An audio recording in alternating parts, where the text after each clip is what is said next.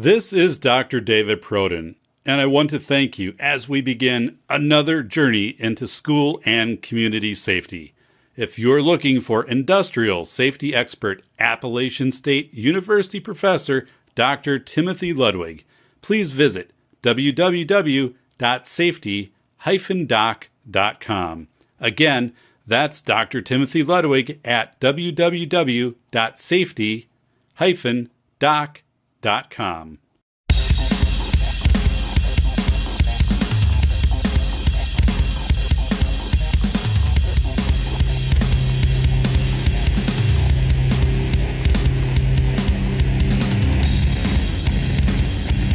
Welcome to the Safety Doc Podcast with author, radio host, and nationally recognized safety expert, Dr. David Perrodin.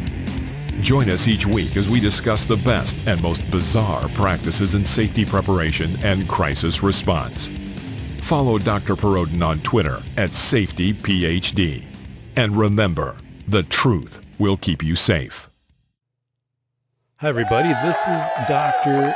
David Perrodin, the Safety Doc, wishing you a very happy holiday season. We just got done with Thanksgiving, and hey, we're headed for our first snowfall of the year of any significance. It could have some travel implications, but I think things will be okay. Outside yesterday, it was the Griswold family Christmas of working together to get all of the lights up. I have a 150-foot strand of lights that go around the maple tree in the front. Wasn't going to put them back up because some sections don't work anymore.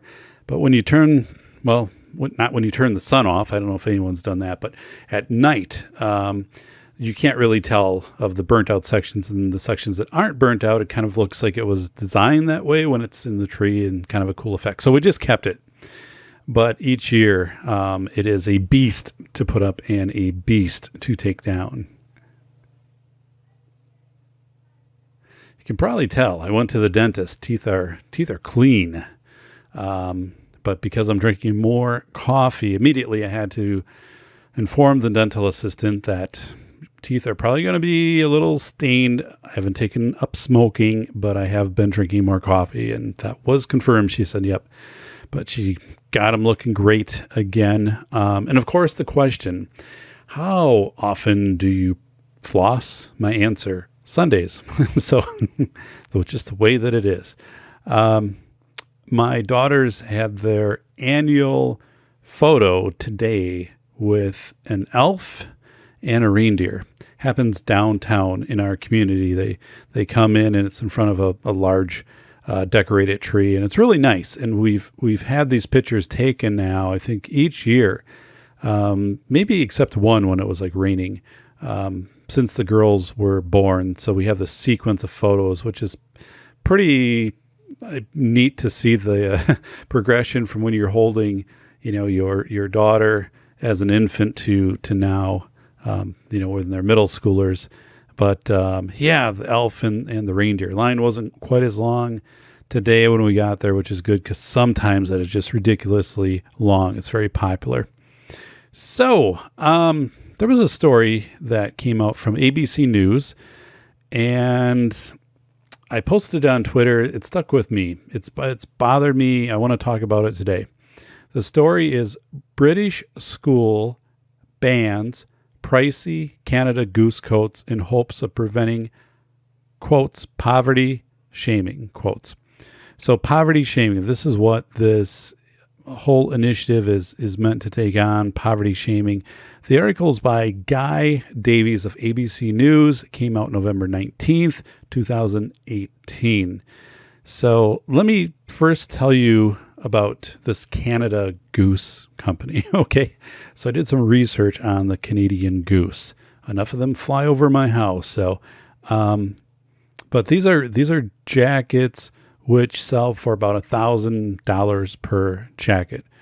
So pricey, they're deemed to be a luxury and designer item, but I did some research into the company, and there's more to this. Okay.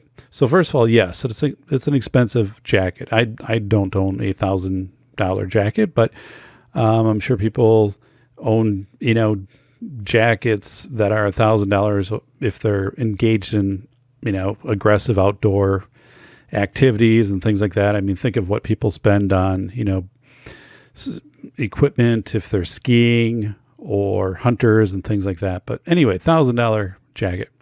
So Canada Goose started in the 1950s. It was a small company focused mostly on snowmobile suits and making high quality outdoor clothing. Okay, that's how it got its start. So it's been around for quite a while. The company seems to have perfected the use of down filling as an insulator in clothing. So that's kind of their claim to fame, Canadian Goose, using down feathers as insulation. Had a down jacket once. It was awesome. Kept me really, really warm. So in the 1980s, the company, inspired by one of the coldest places on Earth, created the Expedition Parka. So it was developed to meet the needs of scientists at Antarctica's McMurdo Station. It became standard issue and had the nickname Big Red. So obviously a solid red jacket meant for the scientist at the Antarctica station. So that was the 80s. Then in 2004, and there's this whole timeline, but I'm picking out some parts of it. The 2004 timeline, Canada Goose has long been the unofficial jacket. So I'm pulling this off their website, but also confirming it. Unofficial jacket of film crews everywhere it's cold. It makes on-screen debuts in 2 key films, The Day After Tomorrow and National Treasure with Nicolas Cage, one of my favorite movies. So I clicked around their website and was wondering if they would have some kind of statement about this jacket shaming ban, or this ban on their jacket in Britain. And they didn't. Nothing I could find. And I don't think they should. I don't think they need to have a response to this. But I was curious. But I'm also looking through their lineup of jackets and thinking these all seem very tactful to me. Most of them are very kind of eloquent and a professional, solid color. You could definitely see if you spent time outdoors how this would be a great jacket to have. It's one of those things that to me, and I'm not your trend and fashion specialist here, I wear a navy pea coat, an authentic navy pea coat that's probably 15 to 20 years old. And it goes to the dry cleaner every spring to get ready for storage, and then, bring it out in fall and wear it for the season. So there's nothing fancy about a wool navy pea coat, but it's very durable. I love it. I'm not sure how much it cost me. I think when I bought it, maybe like $150 to $200, somewhere in there. It was like a new issue, but unused navy pea coat, authentic navy pea coat though. Anyway, so I'm checking around the website for Canada Goose because they've now become headline fodder for kids are wearing these Canada Goose jackets. Other kids are feeling uncomfortable because they're $1,000 jackets. These other students don't have these jackets or can't afford them, so they're feeling oppressed. They're feeling inferior that these students have the jackets, other students don't have jackets. So the solution, of course, is to ban the jackets. But I'm going around the website and I'm thinking, these jackets are made very well, and I'm assuming that they would be very durable, that they would probably last a long time. So again, nothing kind of caught me off, caught some feelings of, this isn't tactful because it's of the way that it's designed or something like that. It's very classy stuff.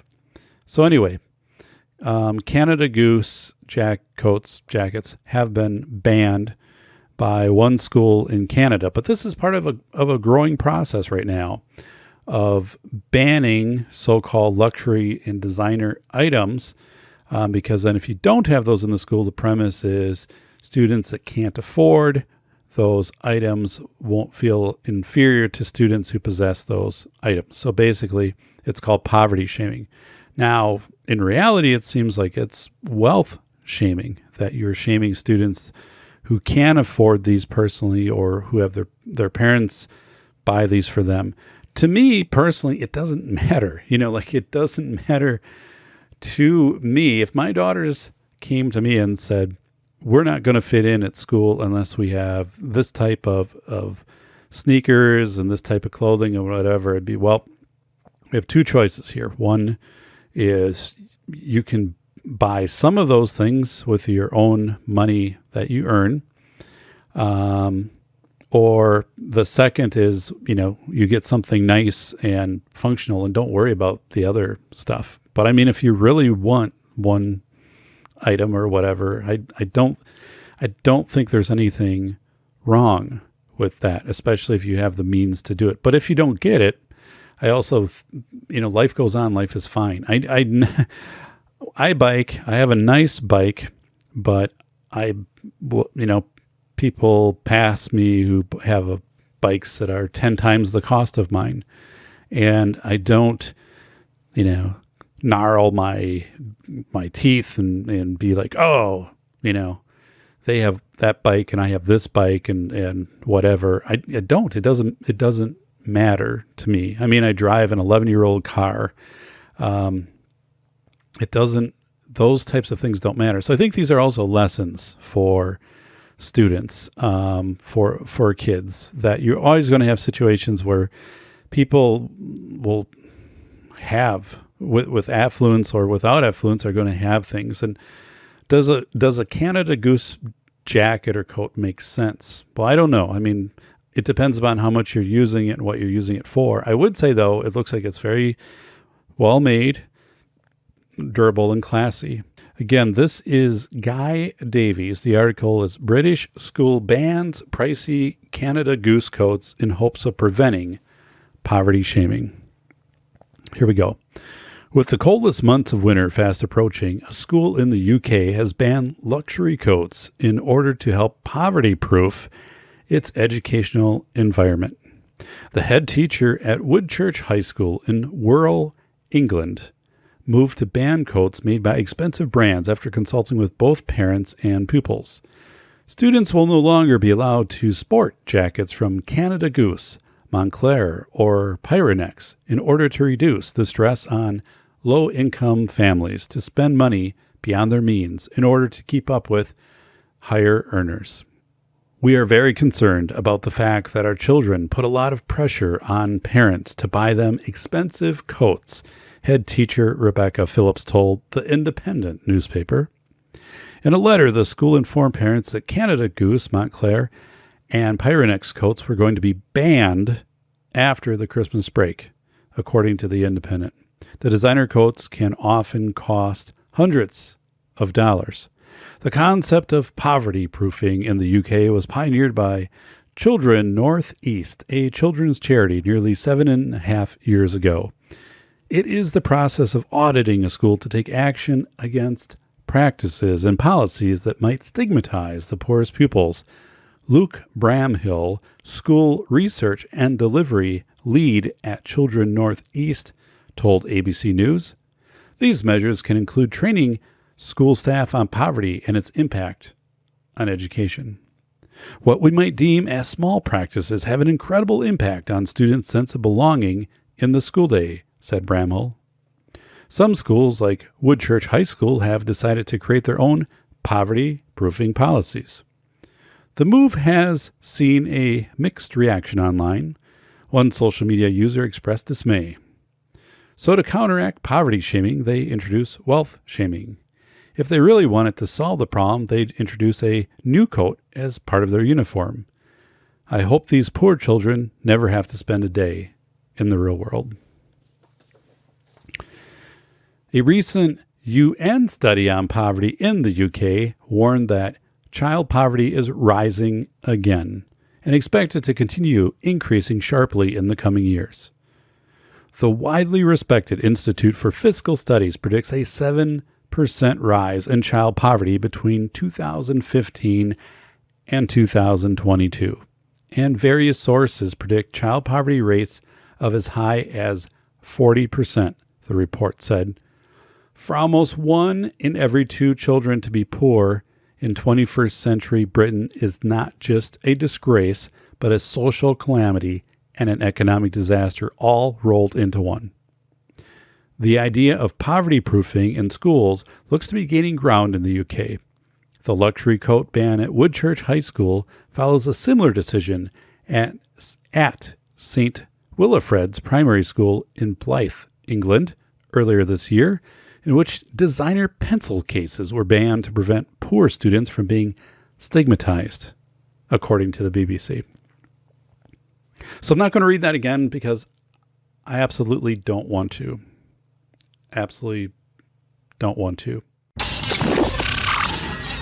Thank you for tuning in to the Safety Doc Podcast with the nation's leading safety expert, Dr. David Perrodin, author, radio show host, university instructor, researcher, expert witness, and consultant.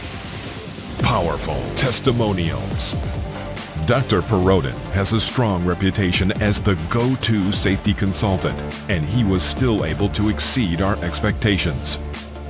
When we went looking for an expert in the field of crisis preparedness and prevention, David was the single person we pursued. Not easy stepping into the touchier subjects of life, but Dr. David pulls it off. Take a listen. Now, back to Dr. David Perrodin and the Safety Doc Podcast.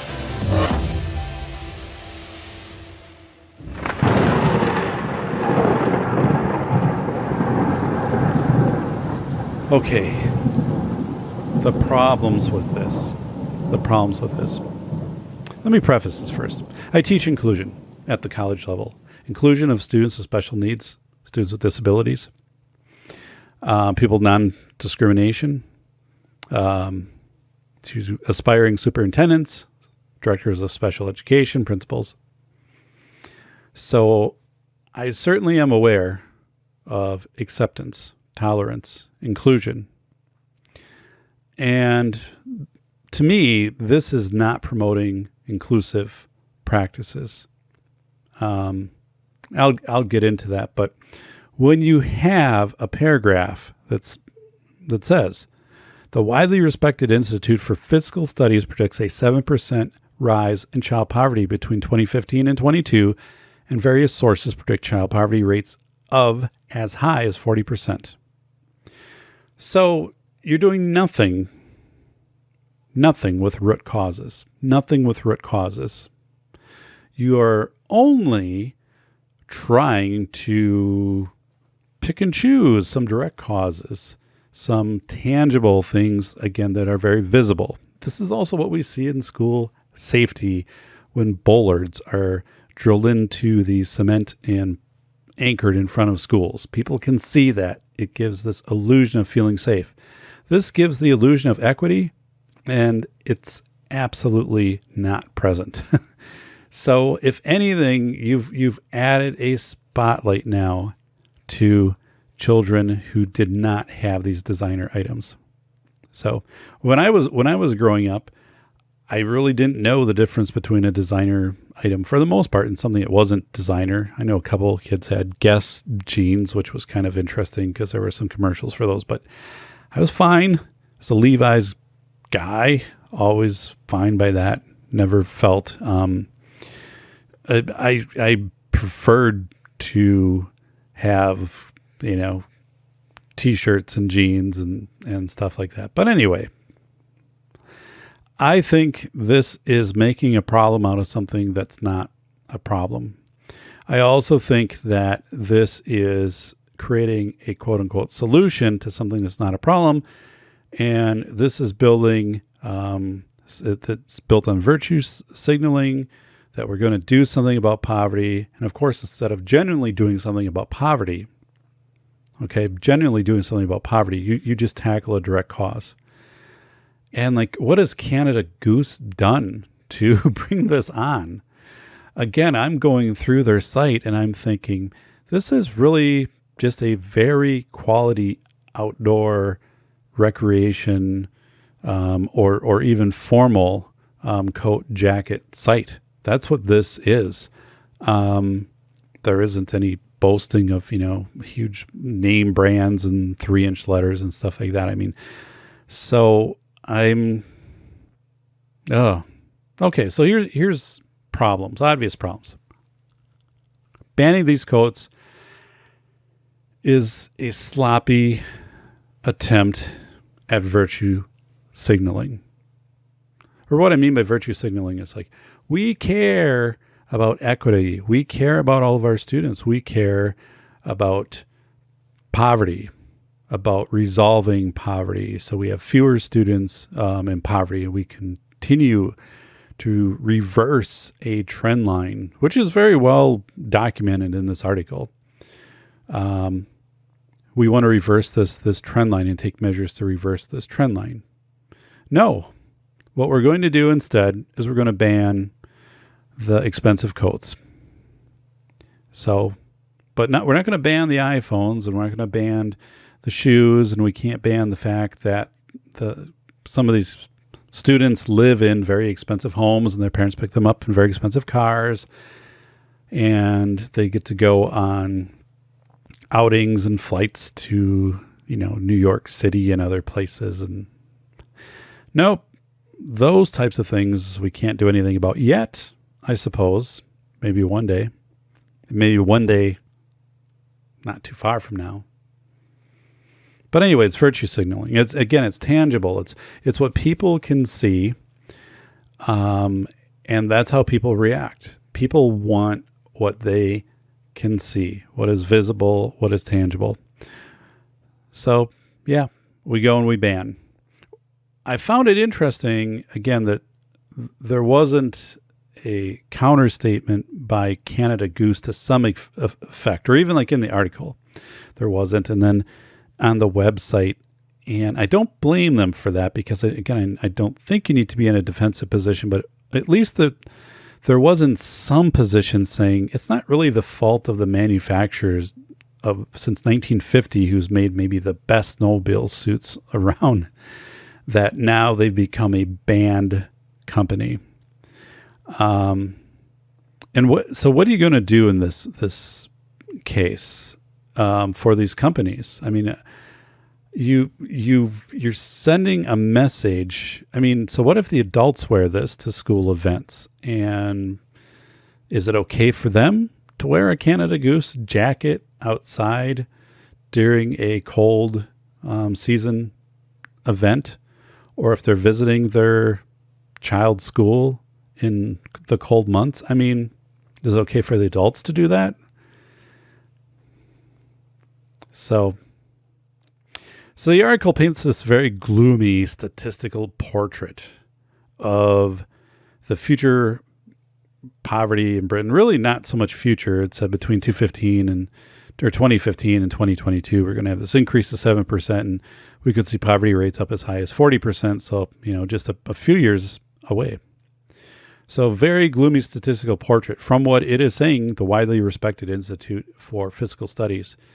So that is something that's very odd in this article. Now, the article, I think, is obviously very truthful. I think it's slanted to give a perspective more of what's going on versus opinion of the persons impacted by this, but be it students or families, and also be it the manufacturers and the marketers and the stores that carry these things. And did you also now become targeted because you have more expensive items?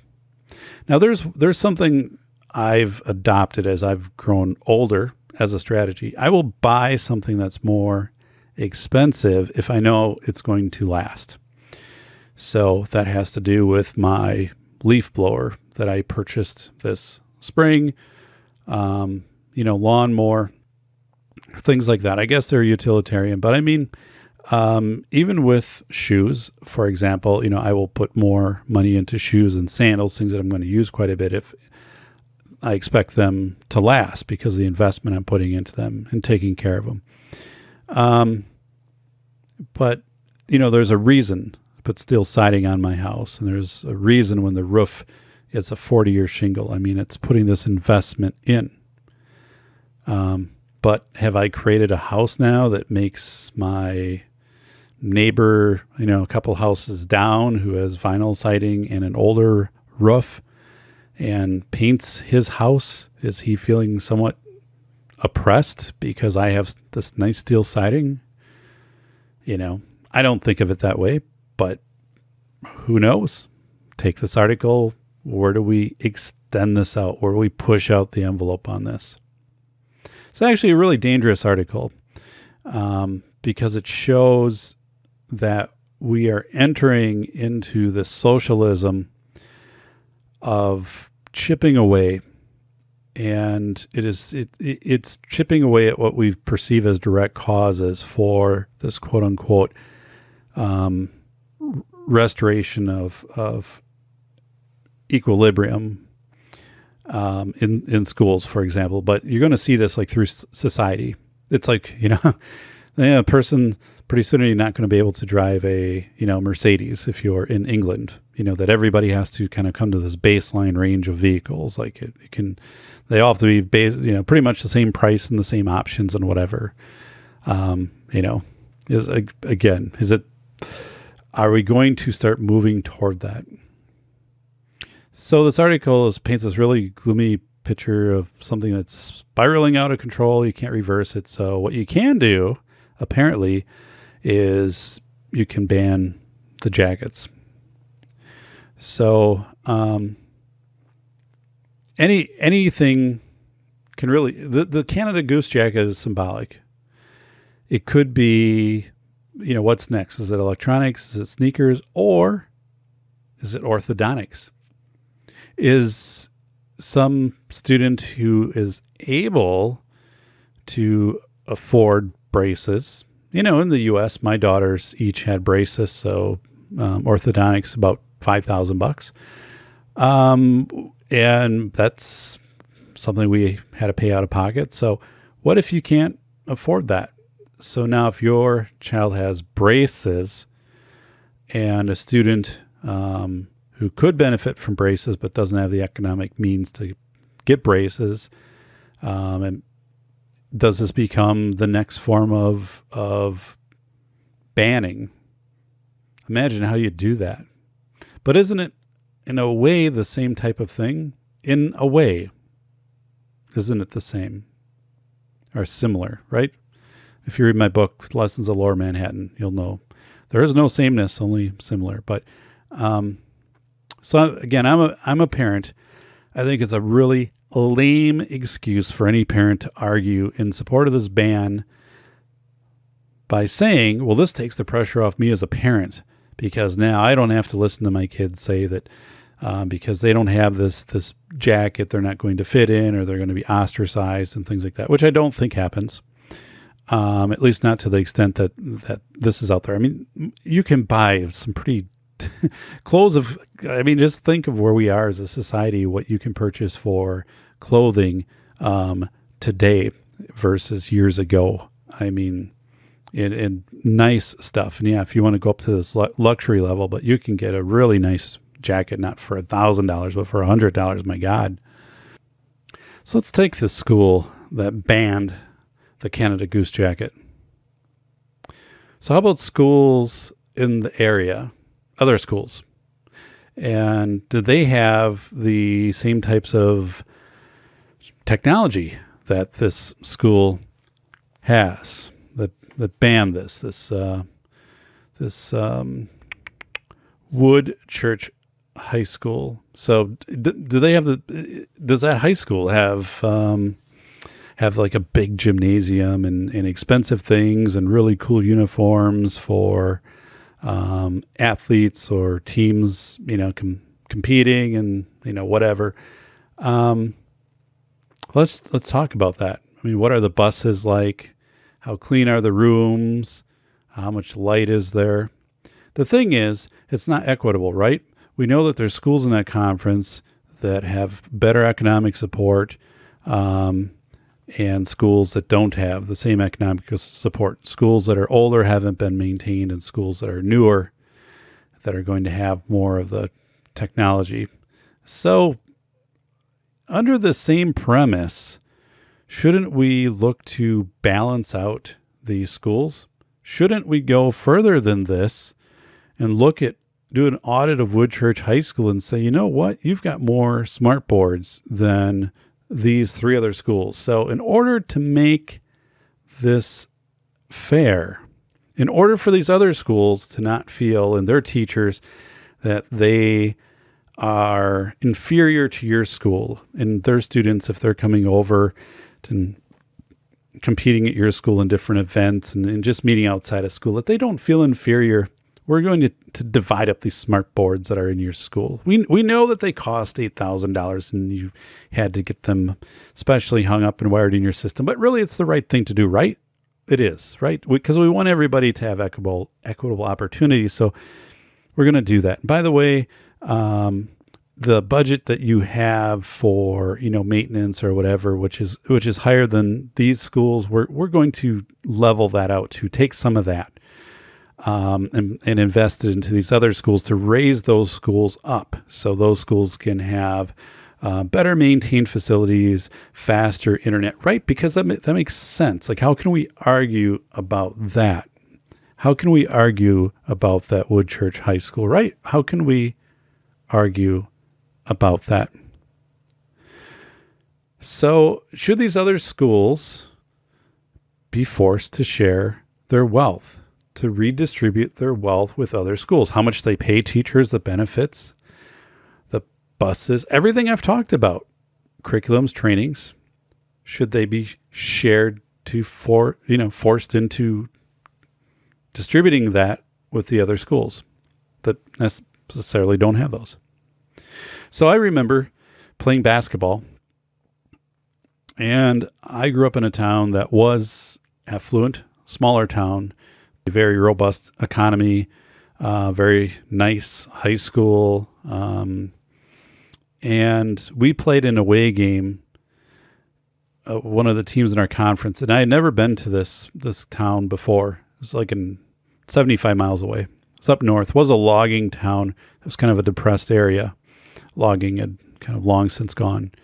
And we played, and I remember the gym was tile floor, metal backboards, and it was like being inside kind of like a machine shed.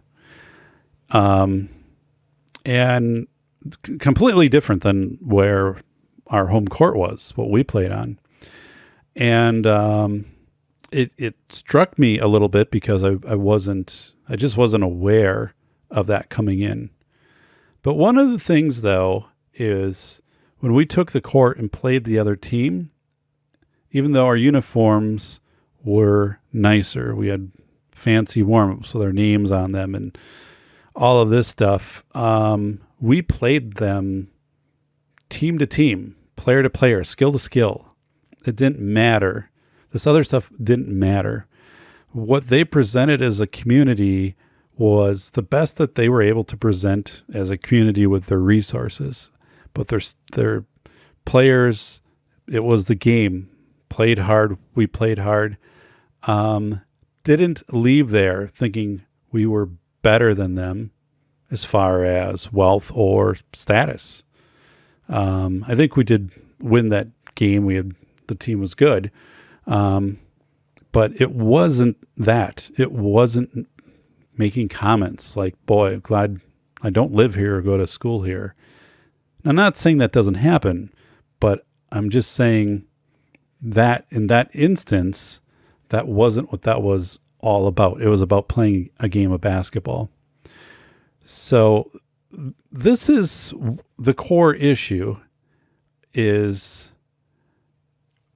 everyone gets treated for the value that they bring. So it's not that we have to go up there to this other school and play with different types of uniforms, or we can't have expensive shoes or whatever, or if they, play at our site, we have to put some restrictions on where we play. We can't use the glass backboards, which were kind of new back then, because they don't have them and it would make them feel inadequate. So we'd have to play, actually the elementary school had glass backboards too. So I don't know where we'd play, someplace that didn't have glass backboards. But see, this doesn't make sense, right, folks? You're following along with me. This doesn't make sense. In Texas, I have a friend who teaches in Texas. She shared that they have something called the Robin Hood tax. Basically, schools that are growing in enrollment, there's a distribution of the income. I don't know if the income, but the property taxes. So these areas are growing. New building construction is going up, but then all of the dollars kind of get spread out across the district. So what happens is these districts that are growing have a hard time funding school additions and paying staff, because the money that's coming in from that community is getting spread out all throughout Texas. It was a big problem. It took a long time for them to even have catch up with buildings, buildings that should have been put up 10 years ago because of population increase. So is that equitable? Is that fair? Is that the right way to do things? The thinking represented in this article will spread to attacks on brands. We're gonna see that. We're also going to see at some point a Woodchurch High School type place contact parents and say, listen, we prefer that you don't pick your child up in a Mercedes or a BMW. Okay? We prefer that you don't do that because other students aren't picked up in luxury vehicles like that. Or if you're going to do that, please do it at this pickup site, which is 3 blocks away from the school where the other students aren't going to see you. And pretty soon, if that goes through, then it'll just be mandated that you have this specific area. If you have this type of vehicle, you can't come into if you're picking up students. Again, because it is going to be perceived as an oppression, a signal of wealth, and it's going to be wealth shaming. We're not far from that, folks. We are not far from that. This article shows how we are sowing the seeds for socialism and eventually for wealth redistribution. That part is the most frightening to me as I enter retirement. I've talked about this on the Older Brother podcast recently, but have gone through numerous times through my spreadsheets, nor I am at for retirement, retiring very near future. And we'll be fine unless there's some change in government policy, which says now we are going to take 15% of everybody's retirement accounts and distribute that. Wealth redistribution. So it's gone. Goodbye. And what can you do in that case? So that's my fear. And especially as I see the people who voted and also the younger people who are voted in and the people who are more in the, area of wanting socialism. I don't think we're far off from, the people will say, well, that won't happen because there's laws against it. But I'm like, well, laws can be changed. and with enough people, and it's like, well, people will have, they won't want this. They'll be vested. There's too much skin in the game. I'm like, but not really, because if you're 30 years old and you have $100,000 in student loans, wealth redistribution sounds pretty good to you, right?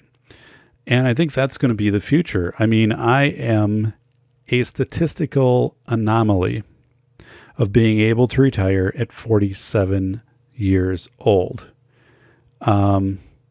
I will also gladly show the scars on my knuckles from packing styrofoam into cinder blocks to insulate them as a 12-year-old, earning probably $3 an hour.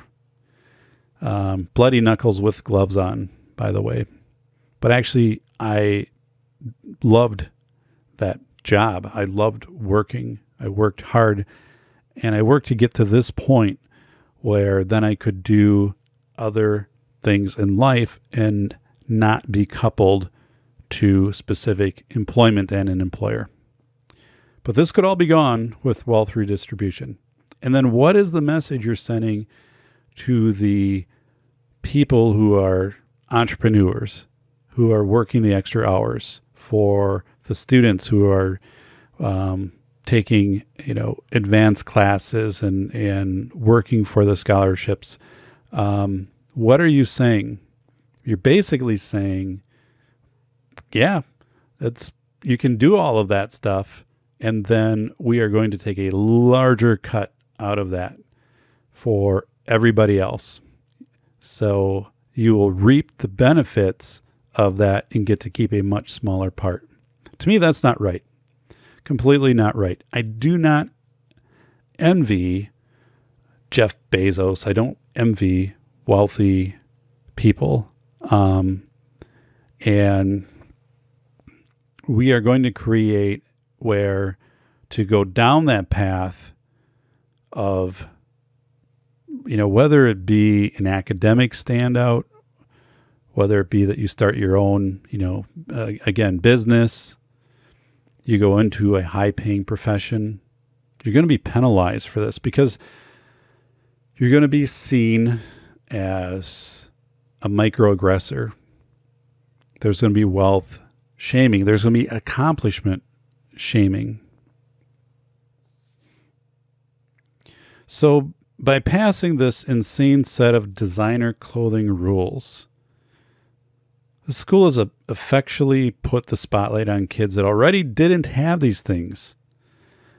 And these kids aren't naive that just because their peers are banned from having Canada Goose and the other jackets, that things are all fine now. This is a big step in resolving this.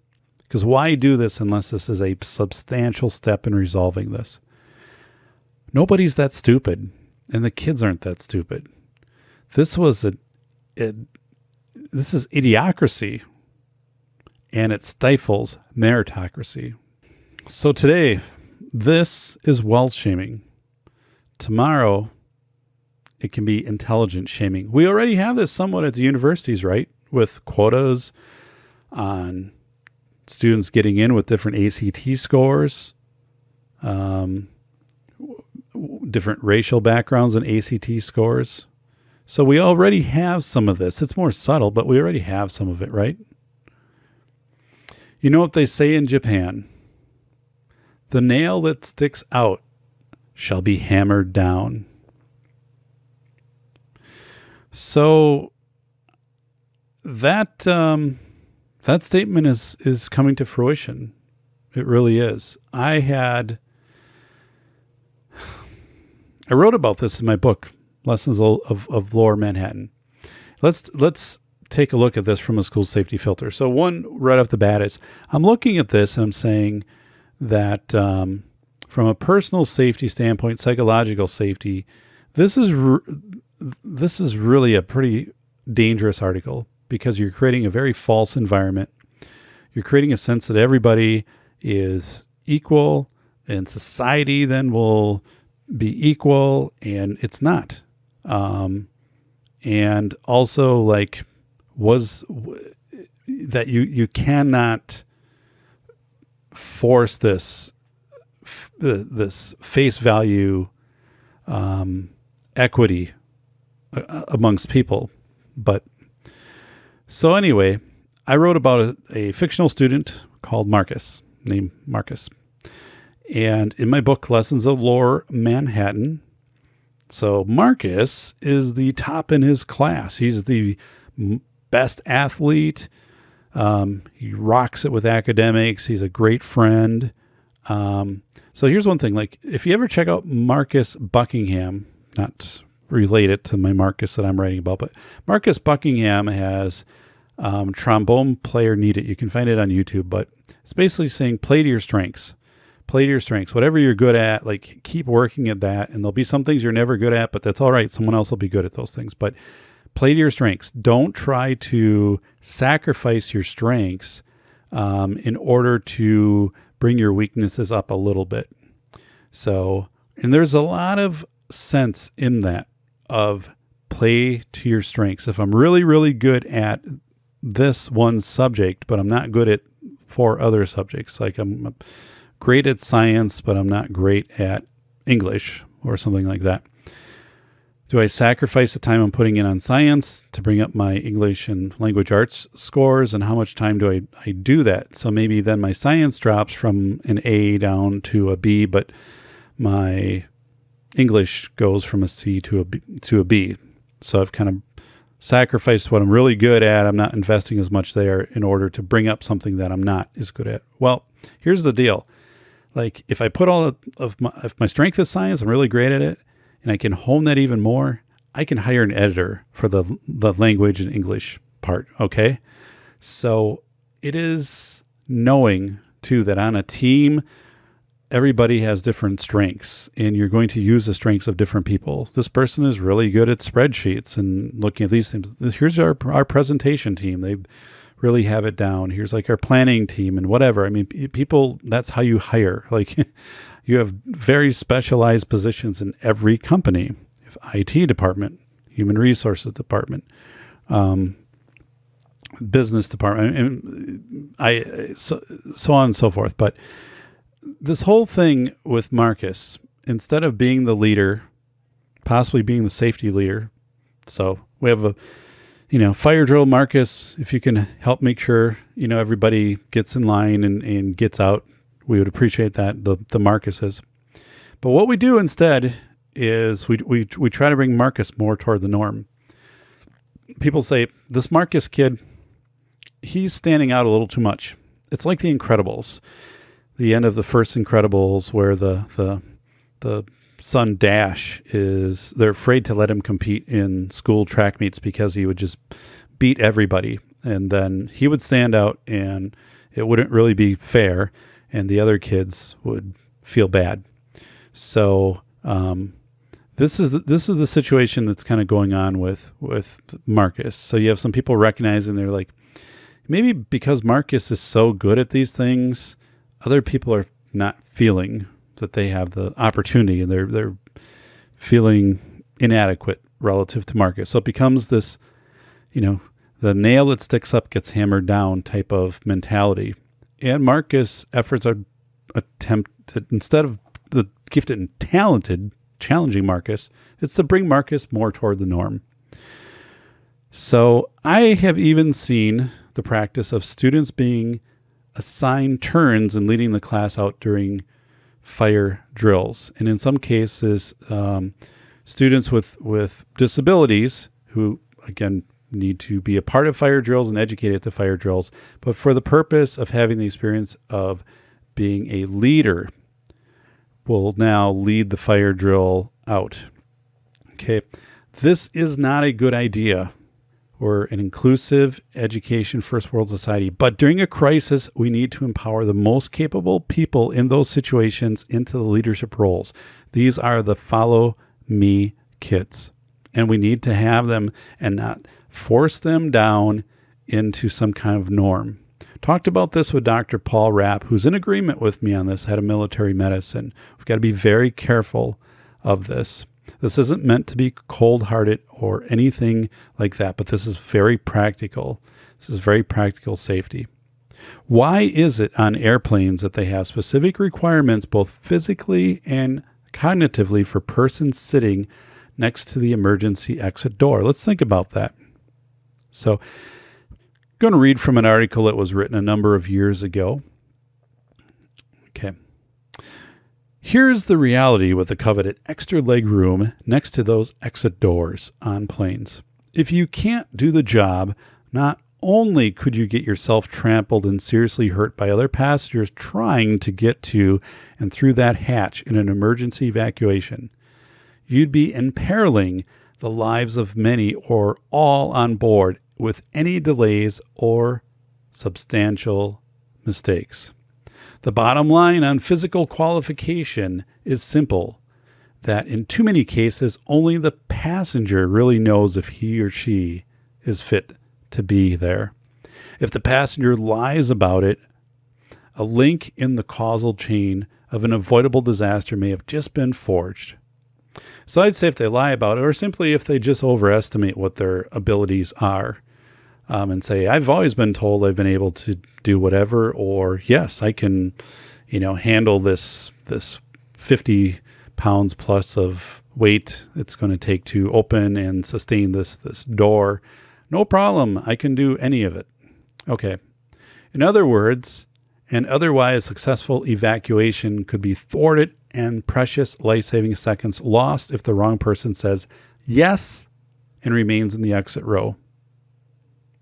Those hatches are heavy. We're talking about 40 to 50 pounds, and that's not just weight as in suitcase you can lift carefully by a handle from the floor, but dead weight you'd have to lift intact from the interior of the window frame, hold at chest level, and either thread back through the window to throw it clear or place it on a now hopefully empty seat.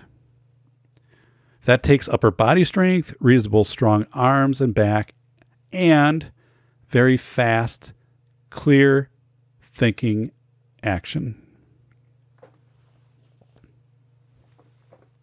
Okay, so that's a lot, right?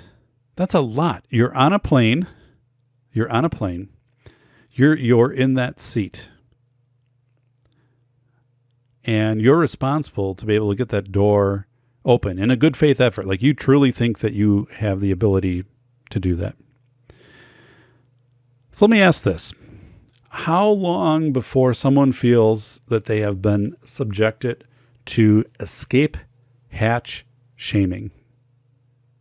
And instead of just forfeiting that seat to a person who is more physically fit, more brutish, they're allowed to sit there. Anybody can sit there now, because we are not going to engage as an industry, an airline industry, in an escape hatch shaming. Someone who is urged in front of other passengers to, hey, please don't sit there. We don't think you'd be able to get this open, and our lives depend on it, okay?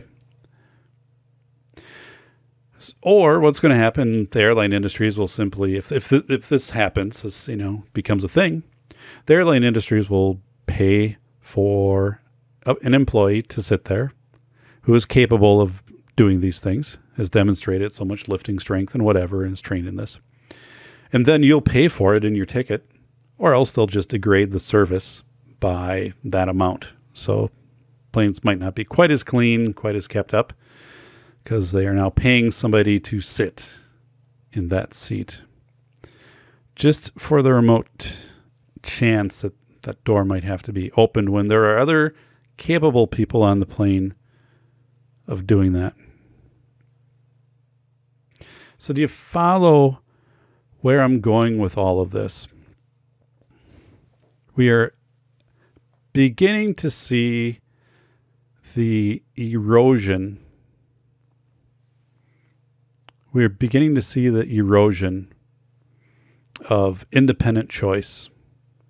We are beginning to see the acceptance of wealth shaming, the banning of certain brands. Now, I could see this. I could see a logic behind this if a school is saying these things are getting stolen, kids are being held up for these because they know if they sell them, they can be used for drug money or what. I mean, I could see that as an argument that you could present and say, listen, don't bring this stuff in because we can't guarantee that you're going to be protected here or in other settings. And we just recommend in general, it's good to keep a lower profile. That's good advice from a safety perspective. That's not the case here. It's because I am podcasting with my sport coat, which I bought off eBay, by the way. I am podcasting with my sport coat and my UW pin. I have my PhD from UW, but somebody is watching this and they are feeling oppressed right now because they didn't attend UW and they don't have a sport coat. Not that expensive to buy them used, by the way. And is that where we're going to be at? We are going to see censoring, shaming of brand names, a lack of motivation to make something that is of super high quality and maybe is going to cost more. We're going to see the shaming of, first class flying, private golf clubs. We're going to see property shaming. It won't be long. We'll see that. Your house, the quote unquote rich neighborhoods. I remember a friend of mine who said he lived in the Minneapolis area, liked to run in these neighborhoods with the very high-end homes. And the reason he liked doing that is he said most of them had been built around the turn of the century, these mansions, and they looked really cool. And he loved the architecture. He said, now, did I feel like in awe or in envy? He said, maybe a little bit in awe because back then to build these probably, it took a lot of work, very fine craftsmanship and ornate. But in envy, no. Appreciated that they were there, was kind of, the aesthetics were pleasing, but didn't want to live there.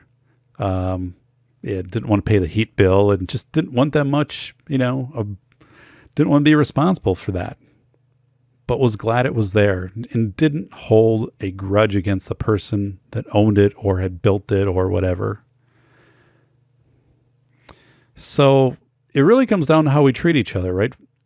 And if we are telling some of our students that they can't wear certain clothing, where does it go next? And again, is iPhones, is it going over to the families? Is it going to start going into academic performance? You're too good at this. You're too good at this. Are we going to take schools? Like I said, why not take this school and compare it to the other schools in that conference or whatever equivalent they have, area schools? And if they don't have the same types of things, what would it take to balance things out? Maybe they've got to give up some things to these other schools to just make it more equitable, because those students attending those other schools and those parents certainly know that, hey, we know that Woodchurch High School is the school to go to. They've got the nice stuff. They've got the most veteran teachers because they pay higher. I don't know. But folks, I think we're at a very dangerous tipping point here for these microaggressions and these direct solutions, which aren't solutions at all. And if it's okay to do this step, what's the next step? What's the next step? What's the next step before we get into wealth redistribution, which completely changes things? And then what's the motivation for people? Yeah, I guess, people are driven to create and to give back, but there's also capitalist motivation to people to create a company or industry that is going to employ many people and be able to bring new things into the world that have never been here before. That stuff it'll never get off the ground. It'll be squelched at the early stages. We're really going to stifle innovation, creativity. And it's going to be a question of, if you're good, are you too good? Are you too good? All right, everybody, take care. This is the Safety Doc, Dr. David Perrotin.